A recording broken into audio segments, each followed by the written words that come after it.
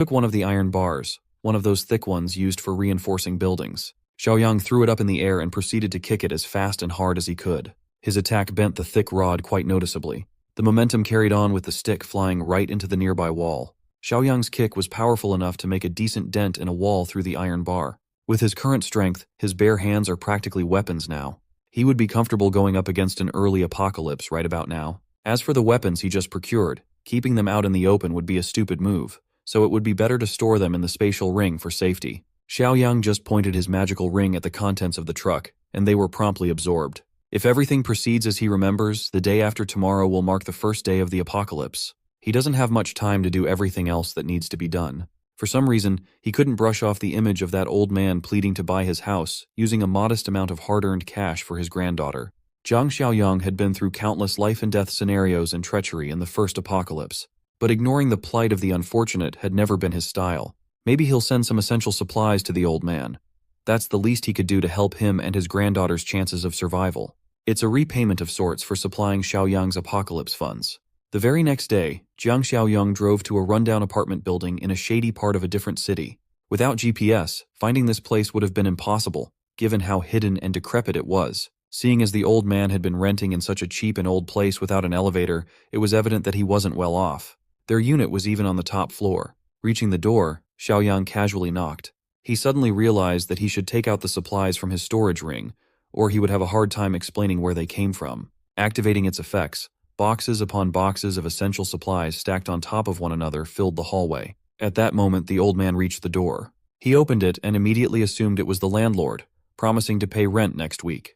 When he got a good look at the young man, he realized it was Mr. Jiang. With him were the boxes crowding the hallway, stretching through the staircase, which confused the old man even more. Xiaoyang promised to explain the deal later. They needed to get these boxes inside before the neighbors saw them. After a few minutes of lifting, which was done mostly by Xiaoyang, they managed to get everything inside. The old man was impressed that the young man didn't even look tired. Meanwhile, Xiaoyang was just surveying the room and analyzing if it would be a suitable emergency shelter, and it was. The front door was solid enough. Next, he urged the old man to listen carefully to what he was about to say. He explained that the supplies should be used wisely, as they should last for about half a year starting tomorrow. Just as he was about to go into more detail, Xiaoyang was taken aback by a photo displayed in the room. The old man was still confused. In the photo was the proud old man and his beautiful granddaughter. Much to Xiaoyang's surprise, the girl in the photo was a close friend he had during the first apocalypse, Shan Shan. He promptly asked the old man if the girl in the photo was named Meng Shan Shan. This confused the old man even further, as he had never mentioned her name to the young man before. Xiaoyang's expression darkened, and he hurriedly asked the old man where the girl was. She was still at school while they were arranging the transfer paperwork. The young man could still remember when Shan Shan expressed her regrets about dooming her grandpa in the early days of the first apocalypse. As far as he could remember, Shan Shan's grandpa would end up risking everything to save her. The old man would bravely break into her zombie-infested school. In that doomed timeline, he would manage to save her, but would die in the process. Being a close aide in his previous life, Xiaoyang resolved to never let that kind of pain happen to Shan Shan again. He turned to the old man and declared that the house wasn't for sale anymore. The innocent grandpa panicked, thinking Mr. Jiang was pulling out of the deal. But Xiaoyang gave him a tougher pill to swallow. The world would turn into a living hell tomorrow. The house and Shan Shan's school wouldn't matter anymore. For now, they needed to pick her up and transfer her to a safer place. This sudden declaration only confused the old man even more. Xiaoyang was in such a rush that he failed to factor in the incredulity of the apocalypse. It was hard to explain what was about to happen to an old man. So, he used a more understandable term for an old head, urging the old man to imagine how tragic and terrifying living through a famine was. Sure, it sounded scary, but famines couldn't happen in times of peace, right? Realizing that no words could convince the old man to trust him, Zhang Xiaoyang took a show-don't-tell approach. He sucked all the supply boxes back into his storage ring in an instant. He even included everything else in the room. By the time he was done, the old man was looking at an empty, spacious room. There was no other word to describe it other than magic. Zhang Xiaoyang proclaimed that he had superpowers and could see into the future. The old man needed to listen to everything he said to survive and save Shan Shan. Their next move was to take the girl out of that school. On the car ride to where Shan Shan was, the old man's mouth still hung wide open, his eyes fixated on the unbelievable young man. To get there as fast as possible, Xiaoyang drove like a madman, as if traffic laws were merely suggestions. Running out of the vehicle, they needed to find Shan Shan wherever she was. In front of one of the department buildings was a young woman surrounded by a few other students. It was none other than Shanshan. Right now, some stereotypical witch was slapping her across the face because some boy liked her. With defiant eyes, Shanshan insisted that she didn't even want to be with the freak, and she didn't like the attention from the creep. Another witch stepped in and kicked her in the stomach for daring to talk back. Two witches took turns beating her up out of jealousy over all the attention Shanshan was getting because of her beauty. The situation was rapidly accelerating, only to be interrupted by the voice of the old man after seeing his granddaughter in such a heartbreaking position. Those witches turned their attention to the grandpa running towards his precious granddaughter. He yelled at the unruly young women for what they were doing to Shanshan, telling them to let go of the girl. That's when some ugly thugs stood in his path, telling the old man to step back and let the girls settle their business without interruption, deliberately showing their blunt weapons and blades. The old man did not hesitate to charge in, even when threatened with knives, yelling at the boys for being mannerless bullies. One of the thugs raised his steel bat, aiming it at the old man's head. It would have been quite a severe ordeal had the bat hit, but Xiaoyang decided to step in on time, stopping the bully's attack. He looked at the young waste of space. It seemed like young guns were still learning to be thugs. The other two shifted their attention to Xiaoyang. They thought he was Shanshan's older brother or something. An easy target, nevertheless. The bully's hands holding the steel bat didn't budge no matter how he struggled, and then Xiaoyang made him eat a solid kick to the solar plexus. The poor thug flew into the air, looking like he had been launched by a cannon. Looking at the fate of the first thug, the other two hesitated for a moment. By the looks of it, Xiaoyang seemed trained in combat. Maybe if they went at him as a double team, they could sneak a hit in. But judging by the cold and calculating glare of Xiaoyang, that didn't seem to be the case. Two thugs, one at the front holding a knife and the other at the back holding a bat. This was the best plan two wannabe thugs could cook up. The first one to make a move was the one from the flank, doing a full bat swing. Sensing the incoming attack, Xiaoyang was easily dodged by swift ducking. His new body was proving useful already. After taking those potions and enhancing his physical abilities, his reaction speed was even heightened. He grabbed the thug who tried to bash him in the head, pulling him by the collar as if Xiaoyang were catching a badly behaved kid.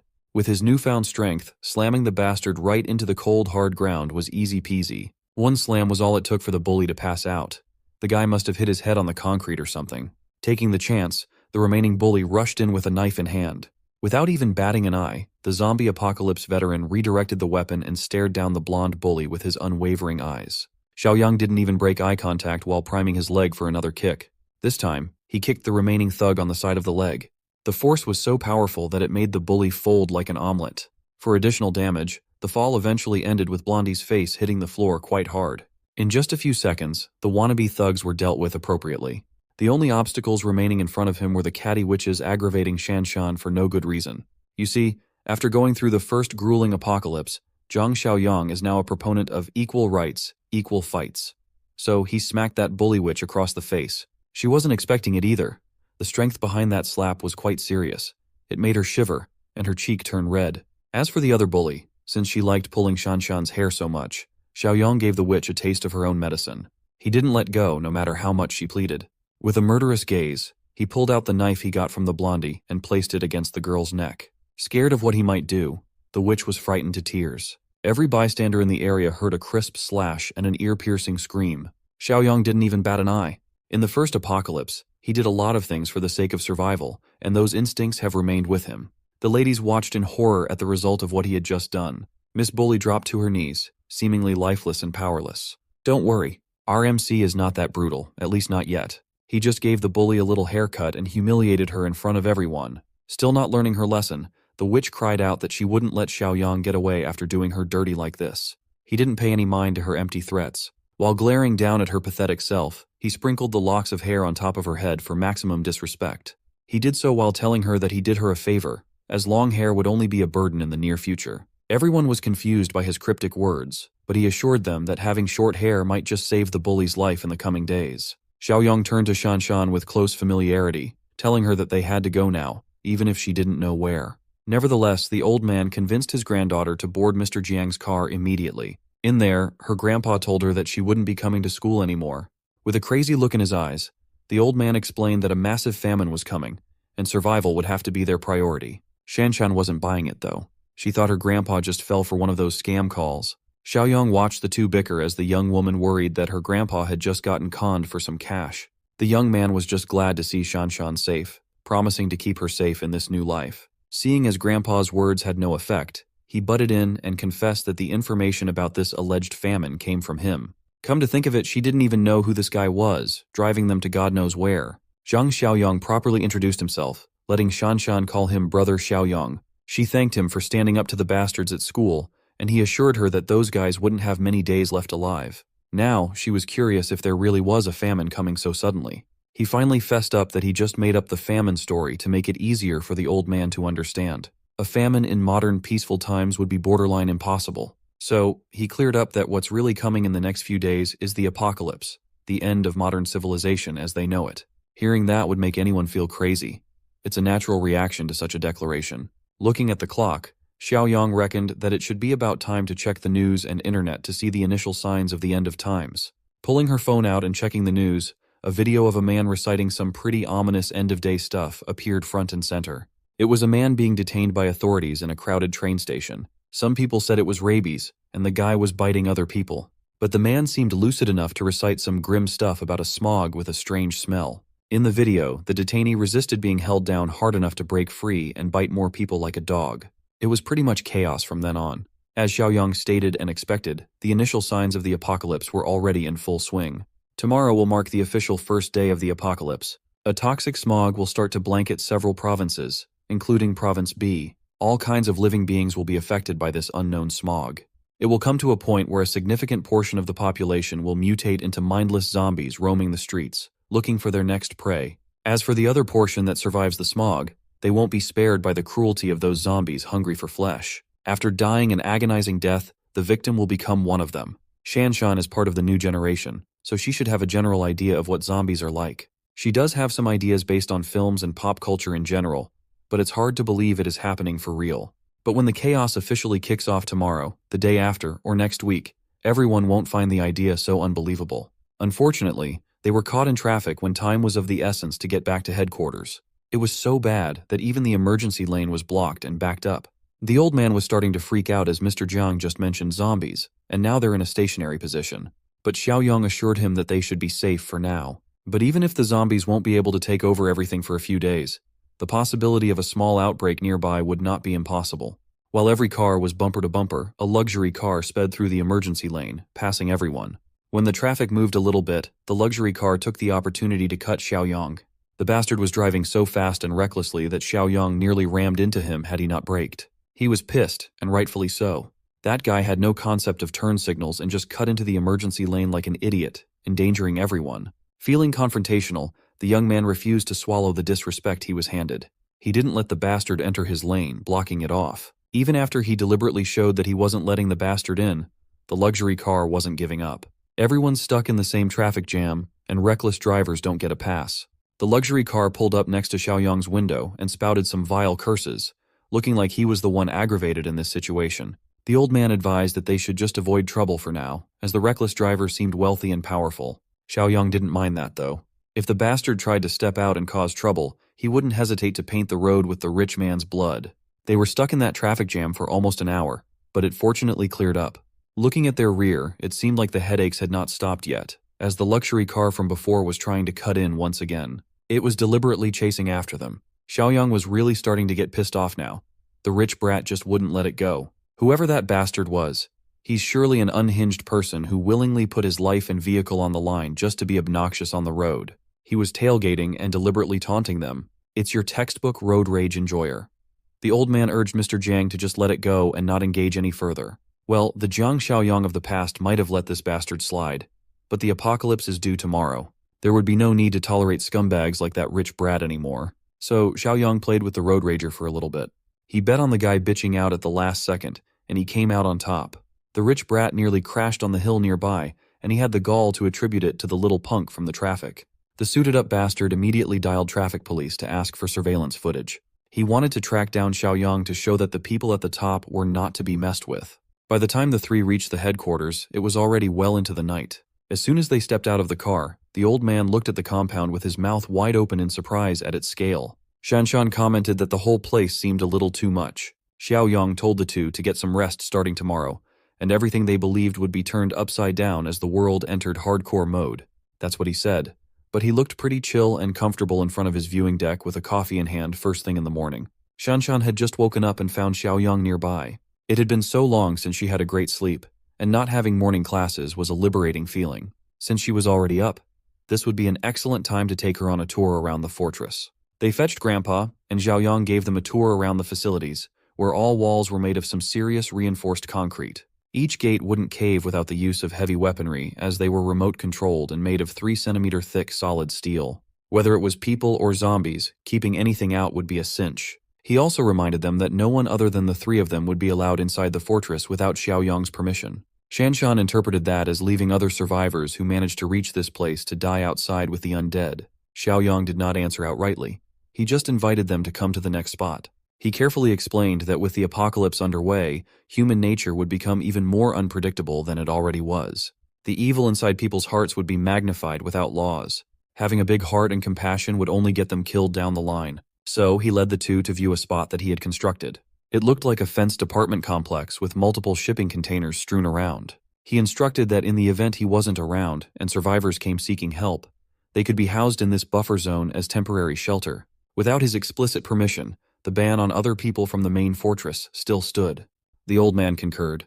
The next stop on the tour would be the food storage. He would also point out which areas of their supply place could be rationed out to other people. Entering the warehouse filled with stacks upon stacks of essential supplies, it seemed like an absurd sight. Xiaoyang turned around, looking at them with intent. He proceeded to activate the mind's eye to check their hostility status after showing them the goods. Fortunately, he saw happy faces on top of their heads. It should be safe to assume that this was a sign of trust. So, he continued with the next showcase from his storage ring, while explaining that weapons were the most important thing in this apocalypse. He handed Shanshan a crossbow and the old man a shotgun. He reminded them to ensure that these weapons remain under their control, never falling into someone else's hands. It was only common sense to do so. Weapon security was a must unless they wanted chaos. While in the middle of the tour, Xiaoyang received a notification regarding a new system task. After reuniting with Meng Shanshan, he was given another mission to reunite with another former comrade named Zhang Qi. This notification came as quite a shock to Xiaoyang. Looking at the city from the viewing deck, he saw an arrow indicating Zhang Qi's location. He was already planning to find his old friends, so this was a nice bonus. Before bolting off to take on the mission, he told the grandpa-granddaughter duo to remember the rules and never think of violating them. When asked where he was going, he entered his car and answered that he would be out to recruit and build up the team. The giant arrow indicating Zhang Qi's location seemed to be pointing at a KTV bar. Inside one of the rooms, a group of friends were having fun drinking and singing karaoke. The silver-haired Zhang Qi drunkenly stumbled out of the room with one of his boys to go to the restroom. After emptying their bladders, the two drunkenly stumbled out into the hallway. Being so inebriated, Zhang Qi accidentally bumped into a girl. It was a light bump, but the girl looked supremely irritated. Not thinking much of it, Zhang Qi immediately apologized. But the girl's escort did not take the whole thing well. Calling Zhang Qi a punk, he kicked the young man indiscriminately. Zhang Qi stumbled into a nearby wall, falling on his ass, and it looked pretty painful. His buddy ran to his side to check if he was okay. He certainly didn't look like it. Glass's buddy had some balls to stand up for his friend, yelling at the violent thug for behaving so aggressively.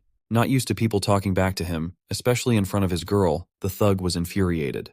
He lifted Glass's buddy by the collar, and the bastard was quite strong. Seeing the situation escalating, Zhang Qi tried his best to get back up and admit that he was at fault, pleading for the thug not to hit his buddy. Fortunately, a KTV staff member was walking around nearby. He was lamenting getting over stomach flu and immediately catching a cold, but the commotion caught his attention. It seemed like fights were quite commonplace in this bar, as drunk people just couldn't keep their hands to themselves.